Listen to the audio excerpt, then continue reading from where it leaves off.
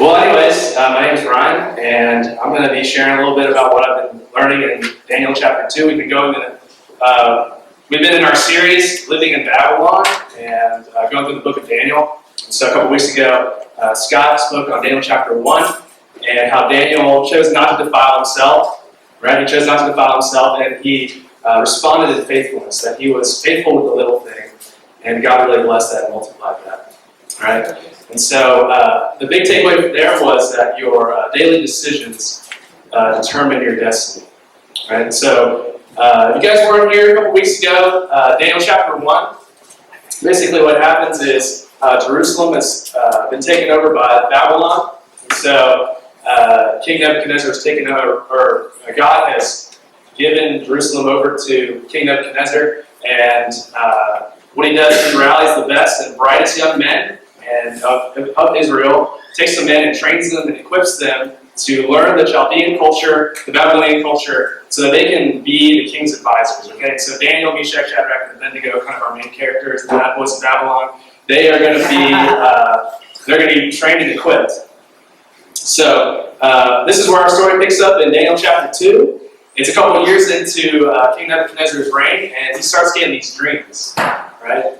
So he starts getting these dreams, and they're troubling him deeply. That's what it says. And so he brings in his enchanters, his sorcerers, his magicians, hoping that they could interpret the dream. But he doesn't just ask them to interpret the dream. He wants them to tell him his dream that he had. To kind of just prove that they were legit, that they knew what they were doing.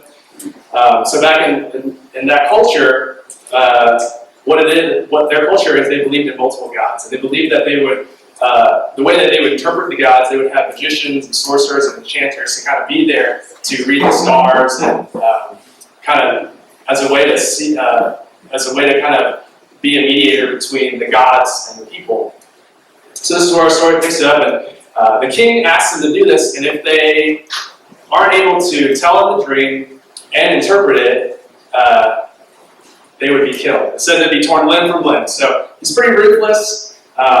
And so we pick up in Daniel 2, verse 10. It says, "The Chaldeans answered the king and said, 'There is not a man on earth who can meet the king's demand, for no great and powerful king is asked of such a thing, of any magician or enchanter or Chaldean. The thing that the king asks is difficult, and no one can show it to the king except the gods, whose dwelling is not with flesh.' Because of this, the king was angry and very furious and commanded that all the wise men of Babylon be destroyed. So the decree went out, and the wise men were about to be killed, and they sought Daniel and his companions to kill them. Then Daniel replied with prudence and discretion to Arioch, the captain of the king's guard, who had gone out to kill the wise men of Babylon. He declared to Arioch, the king's captain, 'Why is the decree of the king so urgent?' Then Arioch made the matter known to Daniel, and Daniel went in and requested the king to appoint him a time that he might show the interpretation to the king. In verse 17, then Daniel went to his house and made the matter known to Hananiah, Mishael, and Azariah, his companions, and told them to seek mercy from the God of heaven concerning this mystery, so that Daniel and his companions might not be destroyed with the rest of the wise men of Babylon. Then the mystery was revealed to Daniel in the vision of the night, and then Daniel blessed the God of heaven."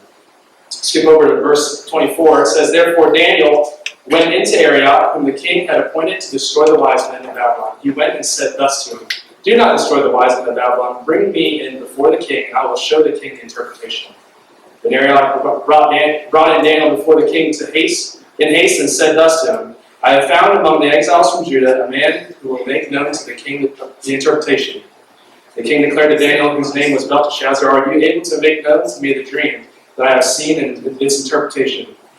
Daniel answered the king and said, 'No wise men, enchanters, magicians, or astrologers can show to the king the mystery that the king has asked. But there is a God in heaven who reveals mysteries, and he has made known to King Nebuchadnezzar what will be in the latter days.'" So what's going on here, right? Daniel has a death sentence. He's about to be killed. The chief executioner comes up to him and he said, "What's going on here?" He says, "Well, there's a death sentence on you for all the wise men because the king is angry and nobody can interpret his dream." And so what Daniel did, he steps out in faith and says, "Let me speak to the king. I want to interpret it." So what to do? He goes in and he Immediately goes to his friends and he says, look guys, we need to seek mercy from God.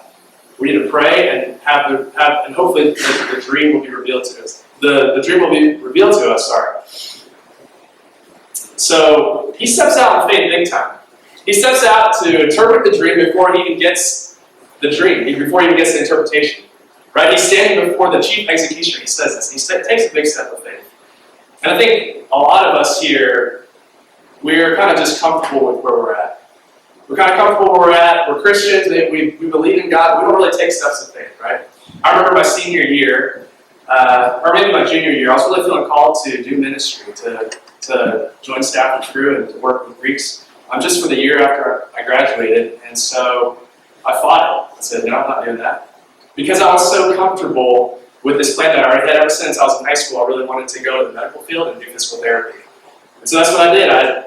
For my freshman year, I mapped out my whole college career as like, okay, these are the classes I'm going to take. This is what I'm going to do. I'm going to do this internship, all this stuff. I had it all mapped out. And when God was calling me to do something else and kind of put my plans aside, I was like, yeah, no. Right? I feel like probably some of us right here in this room, we're probably seniors or we're going on to that next step. We don't really know.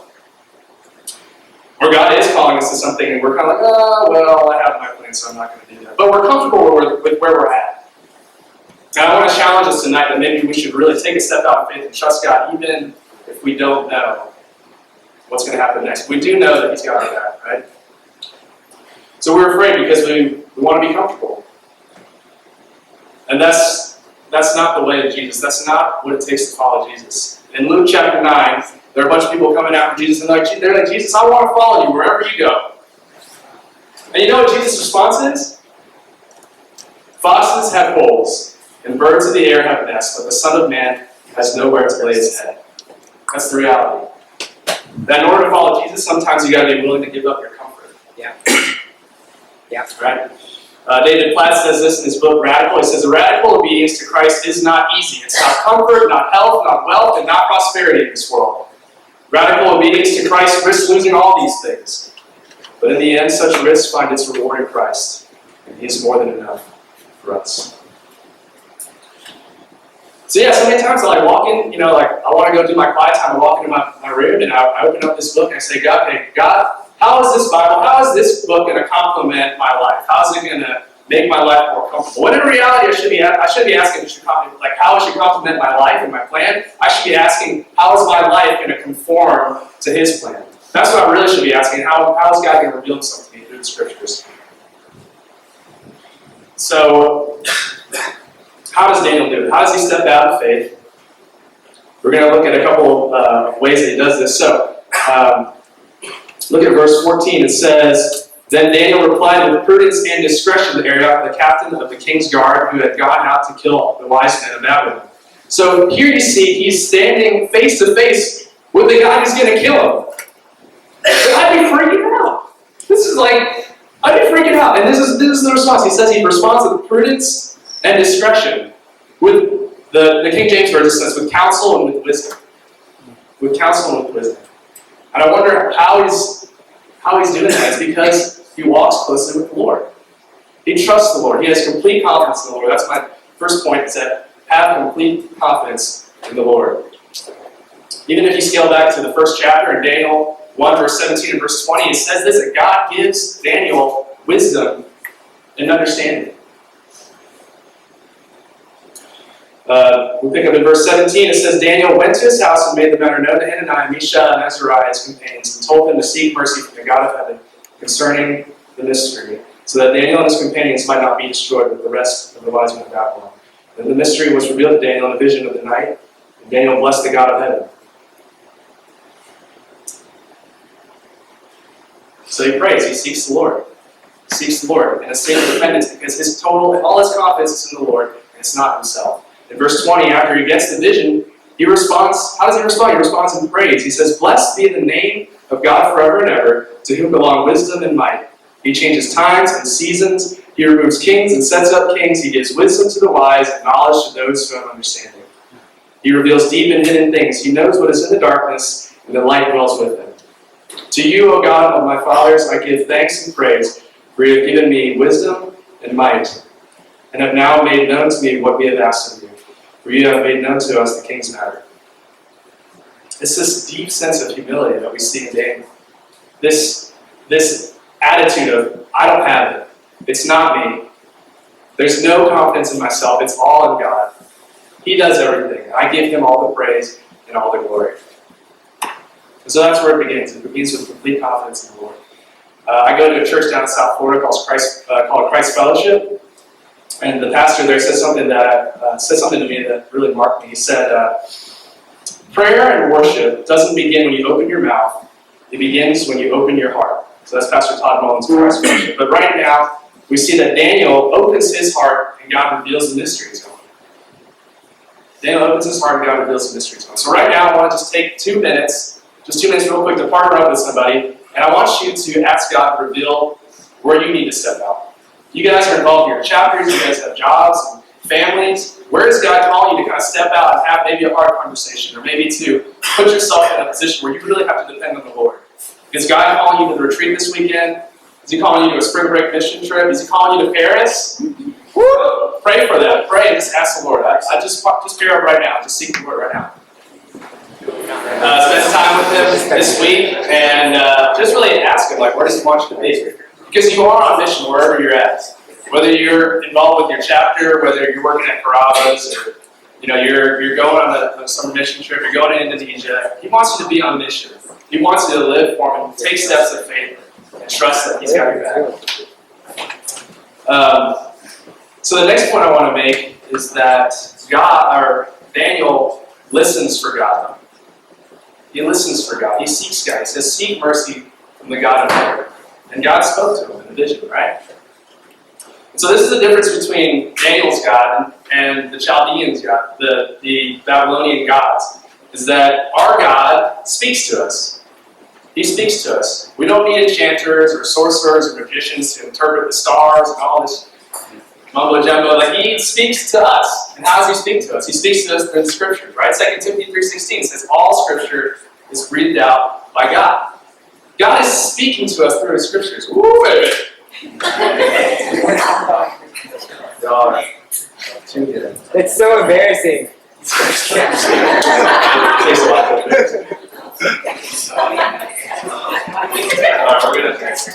Who's a pledge? Who's a pledge? Look at Gino over here.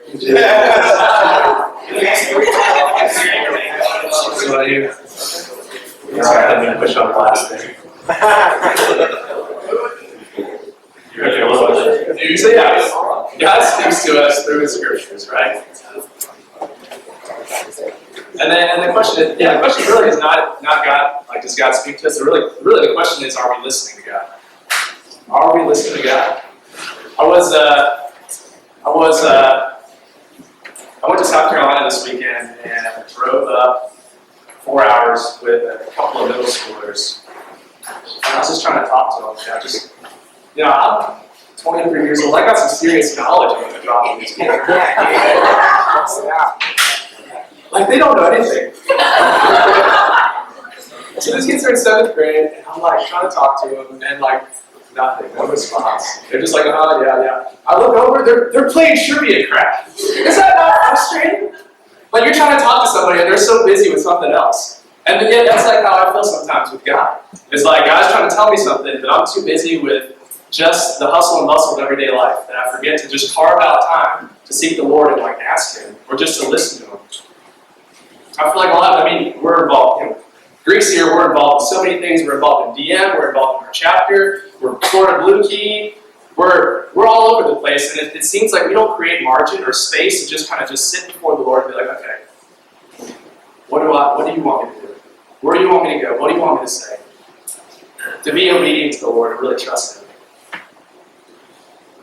Jeremiah 33:3 says, call to me, and I will answer you, and will tell you great and hidden things to come. So he speaks to us. But he doesn't just speak to us, he speaks through us, right? And so that's what I'm praying tonight, is that I'm not just speaking to you, like, it's not me, it's God. God, I pray that God is using me to get to you, that he's speaking through me. So he doesn't just speak to us, he speaks through us, and you see that in Daniel's life, right? God uses Daniel to speak to Nebuchadnezzar. And I mean, even through the dream, when he interprets the dream, I didn't touch on it too much, because I didn't want to get into that. The dream is really, the interpretation is kingdoms come, kingdoms go, but there's going to be a kingdom that's going to remain forever, right? It's a foreshadowing of God's kingdom. So God uses Daniel to speak to King Nebuchadnezzar. I was in the fraternity. I just graduated, so I was in the fraternity last year, and I was really good friends with a guy. And he had been dating this girl since high school. So for as long as I've known him, he's been dating this girl. And we get to our senior year, and he decides that he's going to break up with her. And so he breaks up with her, and even though he's the one that kind of breaks it off, it's still tough on him because he's invested so much of his life and his time into this girl. And so he's definitely looking for answers and just not really content. So some of our best friends, they tell him, and I feel like this is super prevalent in the Greek system, is they tell him, you know what you need to do? You just need to go out, you just need to get plastered, you just need to go and get with as many girls as you can, and then you'll feel content, then you'll be satisfied, then you'll be happy, right? That'll kind of fill the void. And so he goes on to do this, and like 2 or 3 months after they break up, he comes into my room, and we just start talking, and I'm like, hey man, how's it going? We just start catching up, and I ask him, I was like, hey, how have things been since the breakup? And he's like, oh, I've been doing these things. I've been going out to mid every night, and I got with this many girls, and I was like, okay, are you content? Are you satisfied? Is it enough? And honestly, no. Honestly, no. And so that's the sad reality of our lives. It's like we are just like King Nebuchadnezzar, and we're looking for answers from other gods, and they don't pay out. It just always returns void, right? These enchanters, these Chaldeans, they can't get an answer from a god that doesn't exist. These gods are not going to fulfill us. And that's the story of Daniel chapter 2, right? We can look at this story and be like, okay, like the sorcerers, the enchanters, the Chaldeans, they couldn't fulfill the tall order that the king asked of them. But Daniel does, so Daniel wins out. It's a contest between these guys and Daniel. But in reality, it's not. If we zoom out, it's really not that at all. It's a contest between all these idols that these guys worship and the one true God that gives the answer. He is the answer. In verse 11, it says, the thing that the king asks is difficult, and no one can show it to the king except the gods, whose dwelling is not with flesh. Sometimes I read the Bible, and I'm like, God, you're like trolling me right now. God, you're trolling me right now because I definitely remember you saying that you dwell with us. Because we have a God that dwells with us. John 1:14 says, the Word became flesh and made his dwelling among us. He just straight up says it. We have seen his glory, the glory of the one and only Son, who came from the Father, full of grace and truth. Is this not the gospel? Is this not the gospel that man cannot work his way up to God, so what does God do? He comes down to man. C.S. Lewis says, the Son of God became man that men might become sons of God. Isn't that awesome? He comes down to us. He meets us where we're at. And he dwells with us. Not only does he dwell with us, but he dwells in us. He dwells in us through the Holy Spirit. So he gives us his power, the same power that raised him from the dead, the same Spirit that raised him from the dead is in us, is living in us. We can overcome our sins and our temptations and all these things. We can walk with the Lord through the power of the Holy Spirit. Yeah. God doesn't just like come in and it's like, all right, peace out. Like, he doesn't do that. In Matthew 28, as he's giving the Great Commission, he's like, go and make disciples. His last words are this: I am with you always to the end of the age. Is that not comforting? He's with us always to the end of the age. Yeah. It's awesome. So let me end it like this. In fall of 2012, I pledged a fraternity. I met you guys. And so what did? I stepped out of my comfort zone because I wanted to experience a more fuller college experience. That's what I wanted to do. I think a lot of you guys did that did it for the same reason. You rushed a sorority, you pledged fraternity because you saw that there was this college experience, but you can get more out of it if you pledged or you kind of took that step of faith. Like, okay, I don't really know what this all entails, but I'm going to go for it. And rush is super uncomfortable, right? It's like I'm talking and having the same conversations with 20 different kids. It's kind of uncomfortable. But you did it, and you experienced college in a different way. In the same way, I want you guys to experience the Christian life in a different way, in a more fuller way, right? In a more complete way. The Christian life is not just, okay, I placed my faith in Christ, and then I'm good now, and so I just go to church every Sunday, or go to Bible study, go to Bible study every Wednesday, or whatever it is, or come to Doulos. I want you every day, it's a daily surrender of like, God, not me, you. Your will, not mine. What is it about me? What is it about me that I have to give up? What are you calling me to do and say and go? Yeah. Right? So my big takeaway, the takeaway I want you guys to have is this, is that when you step out of faith, God will step in and He'll meet you. Because that's what Daniel did. Daniel stepped out in faith even when he didn't have the interpretation of the dream just yet. And God stepped in and gave him the interpretation. Daniel stepped out and he saw God's glory. Look at verse 46. This is kind of how the story ends. Then King Nebuchadnezzar fell upon his face and paid homage to Daniel, who commanded that an offering of incense be offered up to him. The king answered and said to Daniel, "Truly your God is God of gods and Lord of kings, and a revealer of mysteries, for you have been able to reveal this mystery."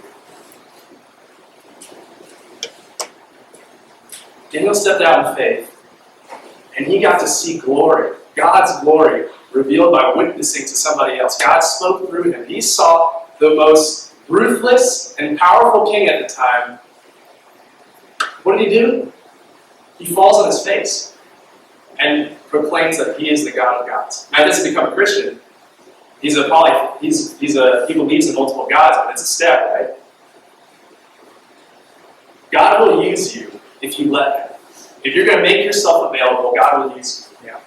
You're in your house for a reason. You are in DM for a reason. You have your position in your fraternity or sorority for a reason. God wants to use you. And the question is, are you going to let Him? Are you going to step out in faith and trust Him? So to the believer, to the person who has been walking with the Lord, I want to challenge you with that. Are you putting yourself in a place where you need to depend on God entirely? It's like, and some of you guys are probably support raising right now for your spring break trips, right? So that can be a really hard time of just like, trying to raise money for this thing, but that's such an awesome place that the Lord has you. Because it's really a place of like, God, I don't have it. It doesn't matter how persuasive I am. It doesn't matter how good my presentation is. It doesn't matter how good my letter is or anything. It's totally on whether or not God is going to stir this person's heart and compel them to give to your ministry or to whatever trip you go on. But it's a good place to be. It's a point where I want you to go in a spot where you're like, God, if you don't come through, this is not going to happen. The only way it's going to happen is through God. And that's an awesome place to be. So I'll challenge you with that. Are you putting yourself out there in a place where you're praying that prayer? Yeah. But then there are some of us who are not believers. Some of us here are Nebuchadnezzars. We're Nebuchadnezzars, and we're looking for answers that cannot be found in other gods. We're looking all over the place. We're looking for satisfaction. We're looking for fulfillment and contentment, and it's not going to happen because the other gods aren't real. They don't exist. There's only one true God. Listen to me. If you're searching for answers right now, which I think a lot of you guys are, some of you guys are sitting in your chairs right now. Your heart's racing. Your palms are sweaty. And you're searching for answers. And I'm going to tell you this. Look, if you're searching for answers, if you're looking for answers, look to Jesus and look no further. Jesus is the answer. He says, "I am the way, the truth, and the life. No one comes to the Father except through me." That's what Jesus says. Daniel was staring death face to face. And he takes a step of faith. So some of us here are sitting in this room and we're spiritually dead. We're spiritually dead. And I dare you to take a step of faith and experience life. Yeah. And not just experience life, but life abundantly. 1 John 5:12 says, "He who has the Son has life. He who does not have the Son of God does not have life." It's that clear, right? I challenge you guys. Is your heart racing? Are you sitting in that seat like, oh man, I'm talking to you? Because that was me 4 years ago, man. Like, I was that guy. I was sitting in my chair. The preacher I felt like was talking to me, and I felt the Lord call me. He's like, are you going to follow me? Is it time yet? Today is the day. You're not promised tomorrow. We just heard it from Andrew. You're not promised tomorrow. Today is the day. So I want to give you that opportunity. If you've never prayed to receive Christ, to have Christ in your life, if you've never trusted Him, I want you to do that tonight. I want you to do that tonight. I'm not going to play any dramatic music. I was going to have someone come up with a pad and play some really like dramatic music and like call you guys. But no, I want you guys to really think about this. Is that you? If that's you, I want you to stand up right now and profess your faith. And I'm kind of taking a step out of faith and doing this because I've never done this before. Yeah. But is that you? Yeah.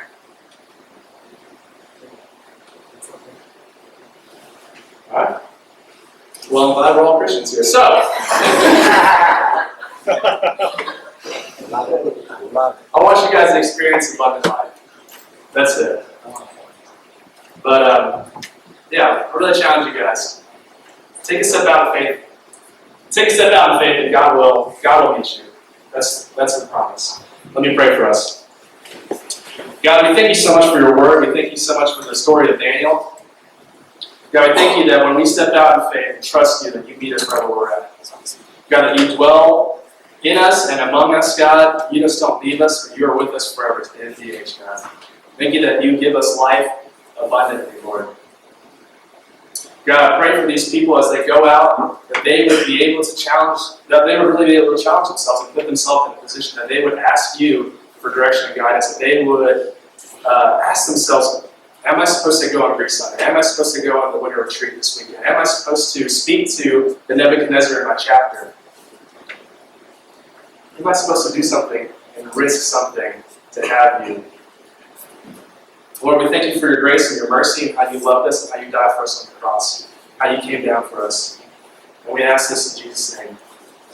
So I will be leaving for Indonesia in about 2.5 weeks.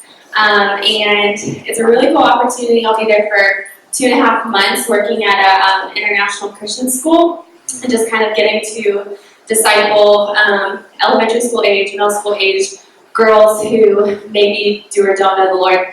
So I'm really excited. I'm going with 2 friends that I met at discipleship school, and the way the Lord called me was really neat too. Just don't doubt what He can do in your life. I mean, like the doors that He opens are crazy. And I know at first I was so nervous about going. That was the one place I told the Lord I didn't want to go. Actually, I was like, not Indonesia. That was my one requirement when I was saying, you can take me wherever. And the way the Lord revealed that to me was just so specific, and He's just showed me a lot of favor through the process. So, anyways, I'm really excited. I'm excited to see where you guys get to go from here in your time in college and afterward. I know that, like, it's really true. You guys really does send people all around the world, and so it's just really great getting to see the body of Christ branch out and minister to people. The things that you learn and experience here will be really valuable as you go on mission. Yeah, so that was nerve-wracking.